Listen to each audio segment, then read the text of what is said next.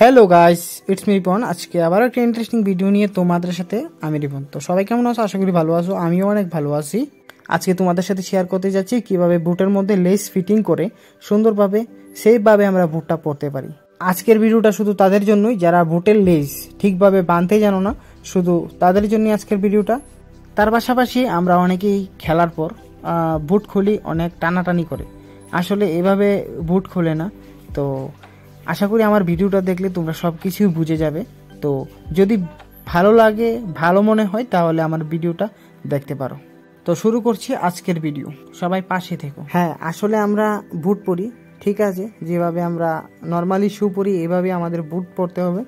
তো আসল কথা হয়েছে আমরা বুট পরতে জানি, কিন্তু বুটটা পরার পর কিভাবে বাঁধবো ওইটাই জানি না। আমরা নর্মাল শু যেভাবে পরি বা বাদি এভাবে বেঁধে ফেলি, আসলে এভাবে হবে না। তো আমি আবারও দেখাচ্ছি যে এভাবে পরলে হবে না। এখন যে দেখছো ঠিক এভাবে আমাদের বুটটা ঠিকভাবে সুন্দরভাবে বাঁধতে হবে। এভাবে বাঁধলে আশা করি কোনো দিন পা থেকে বুট খুলবেও না। তার পাশাপাশি অনেক ফিটিংভাবে বুটটা পায়ে লাগবে, তুমি খেলার সময় খুবই পাওয়ারফুল কিক করতে পারবে। তো তার জন্য আমাদের আগে কি করতে হবে, সুন্দরভাবে বুটটাকে সেফভাবে বাঁধতে হবে, যাতে আমরা খেলতে গিয়ে কোনো সমস্যা না হয়। দেখো খুব টাইট হয়েছে, খুব ভালোভাবে আমরা সেফভাবে খেলতে পারবো। তার পাশাপাশি আমরা ফুটবল খেলার পর এভাবে টানাটানি করে বুট খুলি।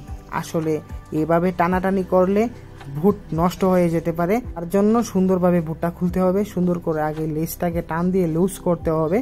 লুজ করার পর পা থেকে আরামসে আমরা বুটটা খুলে ফেলতে পারবো।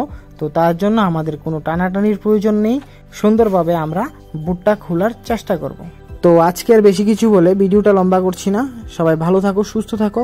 দেখা হবে নেক্সট কোনো ইন্টারেস্টিং ভিডিও নিয়ে।